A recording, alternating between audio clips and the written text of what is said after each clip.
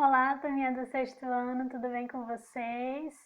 Seja bem-vinda a mais um encontro, mais uma aula. Convido você desde já a pegar o seu livro de ensino religioso, aí no capítulo 7, que nós iremos estudar hoje. Pegue sua caneta, seu lápis, sua borracha, que hoje a aula vai ser muito legal, tá bom? Então vamos lá. Abra aí seu livro de ensino religioso na página 54. Hoje nós iremos estudar na página 54 a 57. Então vamos lá. O título de hoje é Príncipe da Humildade. A gente vai conhecer quem foi esse príncipe.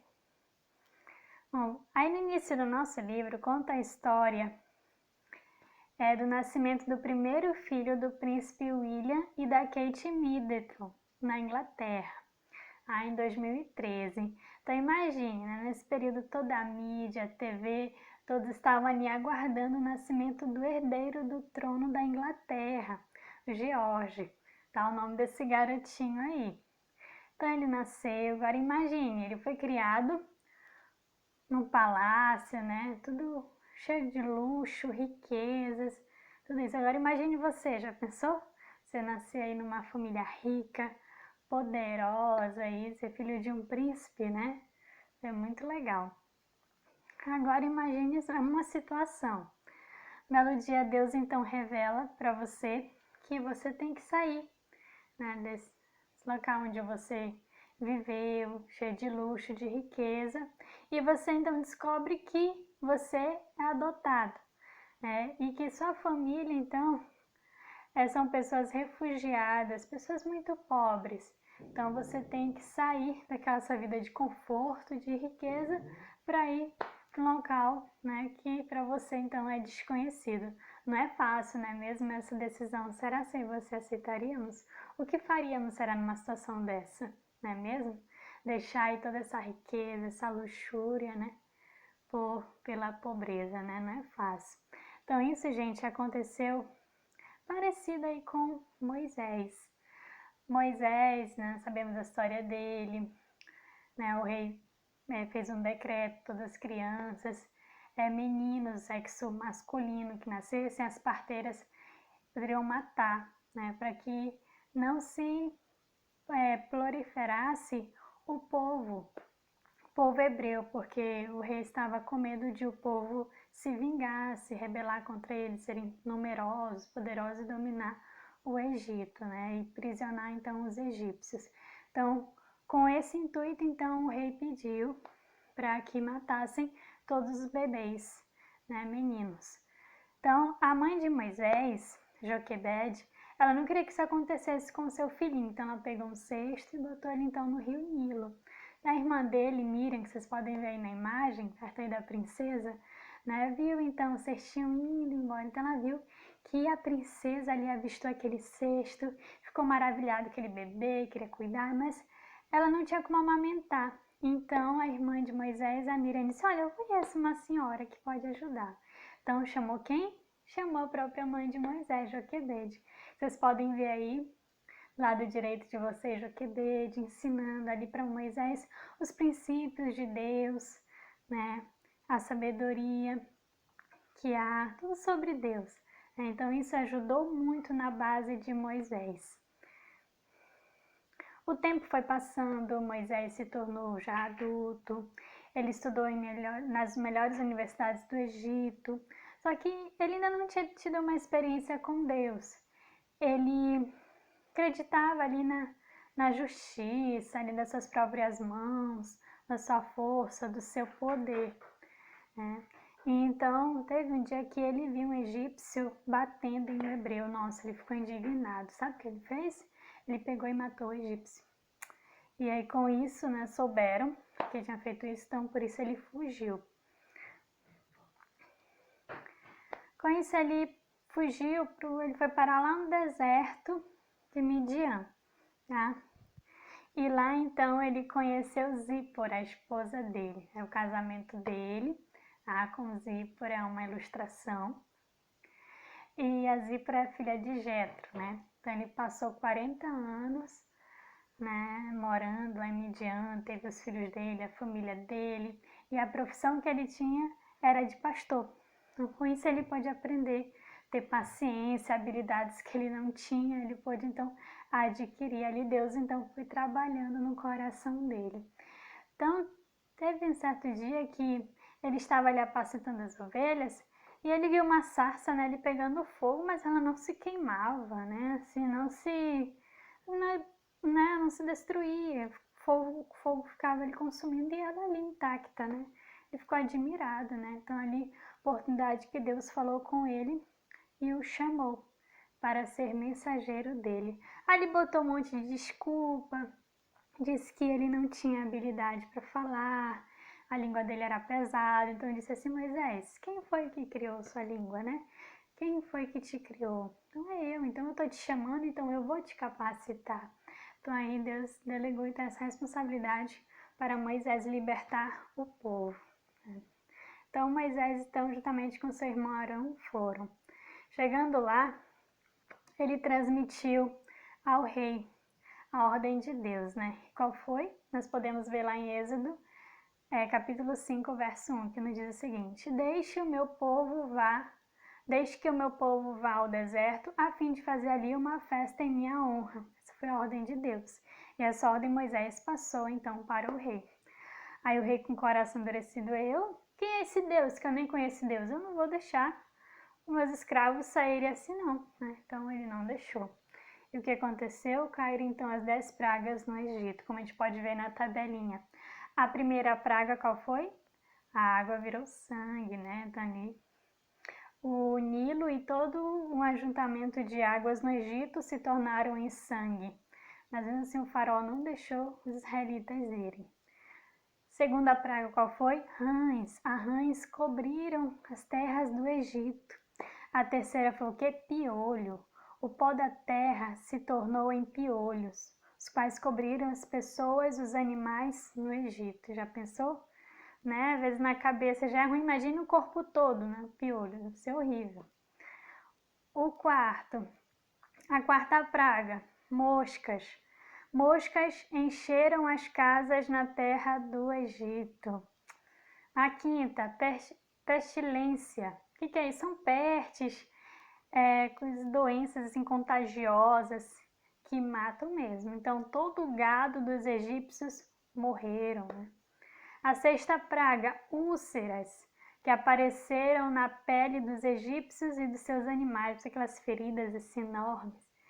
A sétima praga, granizo, chuva de granizo caiu sobre tudo, nos campos, homens, animais e plantas. O granizo destruiu tudo, né? As pedras assim caíram, destruíram fazenda, casas, pessoas também morreram, não foi fácil. E mesmo assim o coração do faraó continuou duro. Oitava praga, gafanhotos.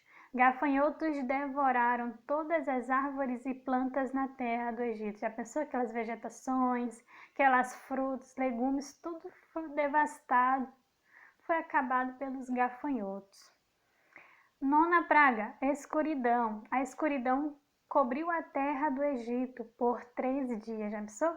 Ficar no escuro 3 dias? Não foi fácil que eles passaram, mas mesmo assim o faraó continuou ainda com o coração duro e disse: não vou deixar o povo ir. E a 10ª e última praga qual foi? A morte dos primogênitos. Todo filho primogênito na terra do Egito morreu. Então, com essa, né?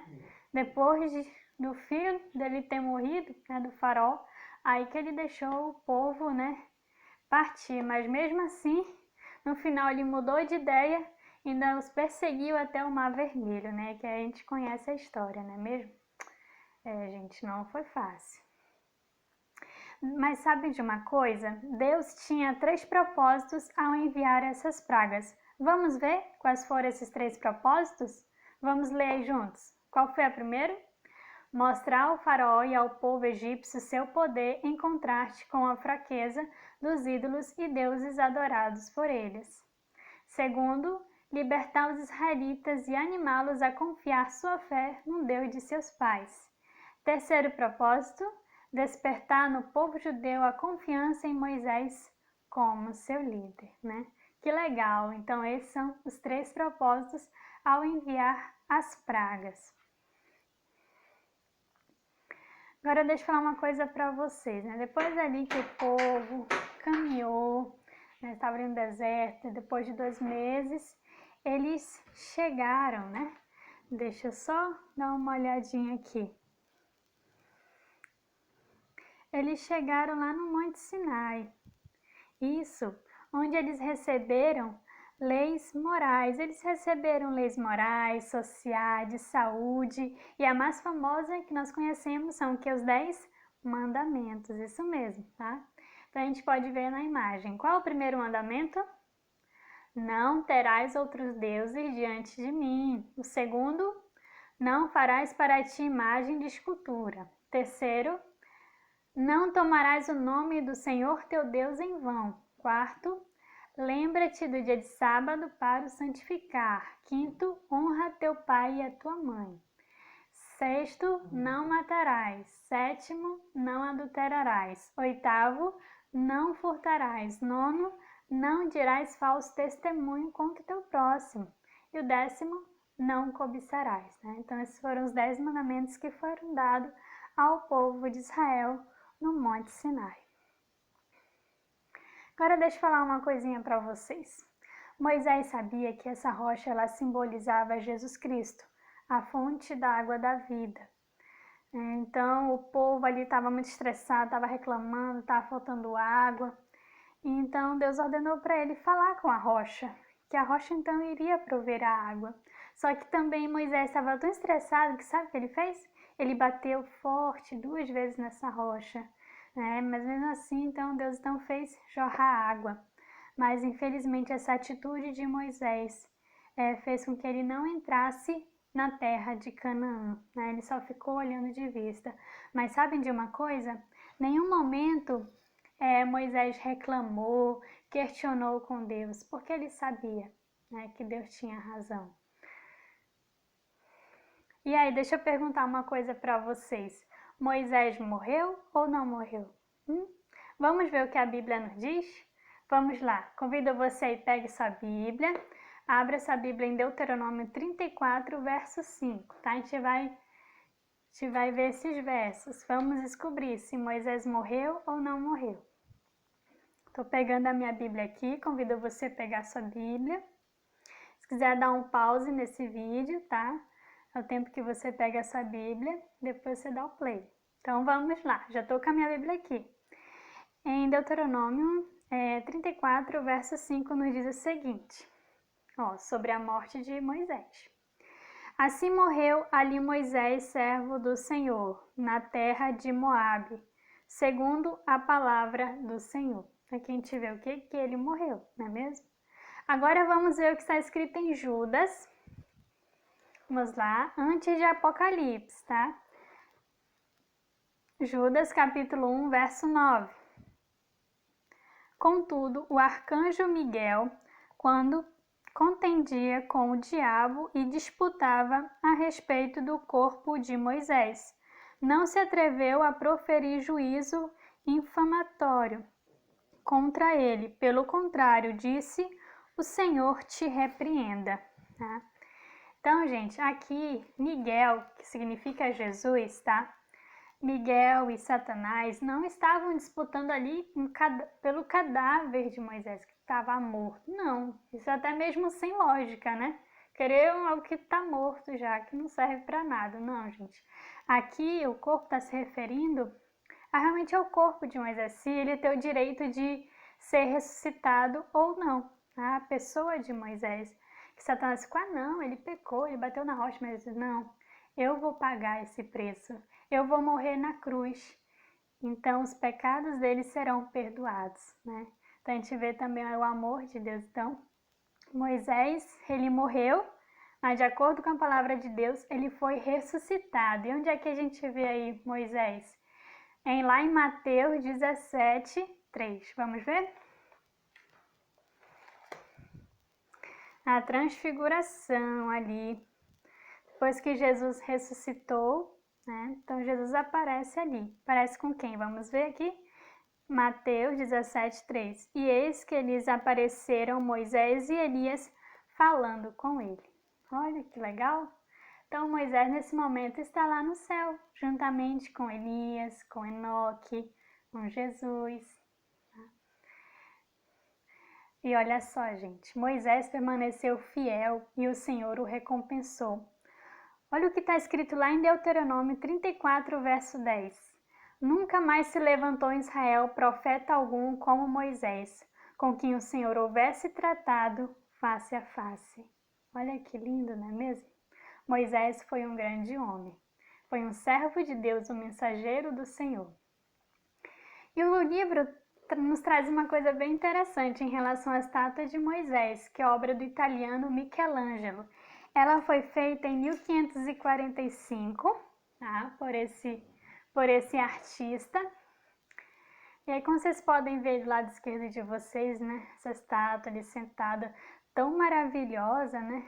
Que depois que o artista fez essa obra-prima, ele ficou tão admirado que ele bateu assim no martelo nela e disse assim: por que não falas? Né? Que ela parecia tão real. E aí do lado direito de vocês, aí nessa imagem da cabeça da estátua, vocês podem ver 2 chifrezinhos, não é mesmo? Eu vou explicar para vocês o motivo. Por que está esses 2 chifrezinhos na cabeça dessa estátua de Moisés? Porque Michelangelo, quando ele estava fazendo essa estátua, ele se baseou numa tradução, tá? Num texto que foi traduzido por Jerônimo de forma errada. Né? O verdadeiro texto falava assim, que na cabeça de Moisés tinha raios de luz, mas o texto ali que Michelangelo estava lendo e que foi traduzido de forma errada, estava falando que na cabeça de Moisés tinham como se fossem chifres. Então, com esse embasamento, com essa tradução então errada, que aí Michelangelo fez essa estátua. Então esse é o motivo de ter esses 2 chifres na cabeça de Moisés, não é mesmo? Agora, gente, vamos para nossas atividades, tá? Vocês irão fazer as questões de 1 a 8, da página 58 a 61. Agora eu vou explicar para vocês como é que vocês vão fazer. A primeira questão nos diz o seguinte: complete os espaços a seguir considerando as 5 perguntas jornalísticas. Para tanto, leia a narrativa registrada em Êxodo. Tá? Tá aí, tem um jornalzinho, vocês irão ver aqui a imagem, tendo a letra A até a letra E. Vamos lá. Dá uma dica aqui para vocês, tá? Letra A. O que aconteceu? Então, você vai ler o que está escrito lá em Êxodo capítulo 1, em Êxodo capítulo 2, do verso 1 até o verso 10. Então, você vai se basear para fazer a resolução dessas questões nesses capítulos de Êxodo, tá bom? Capítulo 1 e o 2, do verso 1 até o verso 10. Então, o que aconteceu que você acabou de ler? Você pode pôr assim: o rei do Egito mandou matar todos os meninos recém-nascidos, né? Então, você vai pôr aí tudo o que aconteceu. Uma mulher deu à luz a um lindo menino, que não queria que o menino fosse morto, colocou no cesto. Vai, tá? De forma bem resumida. Letra B. Quais são os personagens envolvidos na história? Você vai pôr o rei, a mãe de Moisés, Joquebede, o próprio Moisés, Miriam. E você vai pôr com as suas palavras, tá bom? C. Quando ocorreu o fato? Você pode pôr assim: ocorreu o fato depois do falecimento de José, né? Assim sucessivamente. Onde? Onde que aconteceu? No Egito. Você vai responder. Por quê? Né? Porque o faraó percebeu que o povo hebreu estava se tornando poderoso, numeroso, então com medo do povo se vingar, então ele tomou essa decisão. E aí você vai, tá bom? Vamos lá, questão 2. Faraó se recusou a atender o apelo de Moisés, e por isso Deus enviou 10 terríveis pragas ao Egito. Está lá em Êxodo 7 a 11. Nomeie corretamente cada flagelo, numerando-os de acordo com a ordem em que sucederam. Então você vai pôr a imagenzinha. Então nesse círculozinho branquinho você vai pôr o número, tá? A ordem que essa praga, tá? Ela aconteceu. E embaixo aí nas linhas você vai pôr o nome. Um exemplo, essa primeira aí, qual que vocês estão vendo? Piolho, não é mesmo? A imagem de vários piolhos. No círculo você vai pôr então o número dela. Qual foi a praga? Ela foi a primeira, a segunda, a terceira? Foi a terceira praga, tá? E embaixo você então vai pôr o nome dela, piolhos. Só isso, tá? O número e o nome. E assim sucessivamente. Questão 3. De acordo com o texto, Deus enviou as 10 pragas sobre o povo egípcio com 3 propósitos. Quais foram eles? Olha, eu vou dar uma dica para vocês, hein? A gente aprendeu hoje na aula, tá? Se quiser você passa aí no vídeo, tá? Volta aí o vídeo, dá pause e copia então os 3 propósitos, tá? Os 3 propósitos que eu falei hoje na videoaula. Quarto, qual o significado da palavra humildade segundo o dicionário? Você pode pegar um dicionário mesmo, né, na sua casa, ou pode pesquisar também na internet, não tem nenhum problema, tá bom? Então, o conceito que você encontrar, a definição, você irá então escrever para o livro. A letra B, cite o nome de uma pessoa que você considera humilde e explique o seu motivo para escolhê-la. Aqui, gente, a resposta é pessoal. Você vai escolher qualquer pessoa que você acha assim, muito humilde e o porquê. Pode ser uma pessoa da escola, da sua família, algum amigo seu, alguém da igreja, fique à vontade, tá bom? E você vai justificar o porquê você escolher aquela pessoa. Letra C, de acordo com Provérbios 22, 4, quais são as recompensas para quem é humilde? Então, você vai ler lá esse versinho, que nesse próprio verso está com essa recompensa. Então, você vai escrevê-lo aqui no seu livro. A quinta questão, tá? A resposta é pessoal. Ser humilde é reconhecer os propósitos, erros e atribuir a Deus dons ou talentos pessoais. Reflita a respeito das situações a seguir e escreva de que modo é possível demonstrar humildade em cada uma delas. Vamos lá, letra A fala sobre a Michelle, né, que ela recebeu um prêmio de melhor aluna da escola, ela ganhou um tablet, uma viagem para o exterior, então todo mundo da escola estava, nossa, como ela é inteligente, Poxa, que legal. E o que aconteceu? Ela foi convidada para uma reunião para dirigir algumas palavras aos seus colegas, né, nessa reunião geral. E aí a questão é, qual é a pergunta? Se você estivesse no lugar da Michelle, o que você falaria, né, para os seus colegas ali da escola, naquela reunião, né? Daí você vai, como é que você pode demonstrar humildade, tá? Então na sua palavra tem que ter isso, tá bom? Essa forma aí de como é que ser humilde nessa situação, tá bom? A letra B é parecida também, tá? E a resposta, gente, é pessoal, tá bom? Letra C. Como vimos nesta lição, um dos aspectos da humildade é reconhecer a grandiosidade de Deus. Sem dúvida, os 10 mandamentos entregues a Moisés no Sinai reservam tanto a sua magnitude quanto seu caráter. Afinal, só o Senhor poderá exprimir um código moral capaz de ultrapassar a geografia e atravessar a história. Relacione cada mandamento a seus respectivos princípios. Então, aqui, lado direito aqui, você vai ver os princípios. Os mandamentos são todos embaralhados, tá? De forma resumidos. O primeiro aí, devo ser fiel e me manter puro. Qual é esse mandamento? É o 7º mandamento, tá bom? Tá na figurinha aí, ó. Tem a ver com não adulterarás, tá? Sobre fidelidade. O segundo, devo preservar a vida. Qual é esse mandamento? É o 6º mandamento, não matarás, tá bom? E assim sucessivamente, tá? 7ª questão são as cruzadinhas.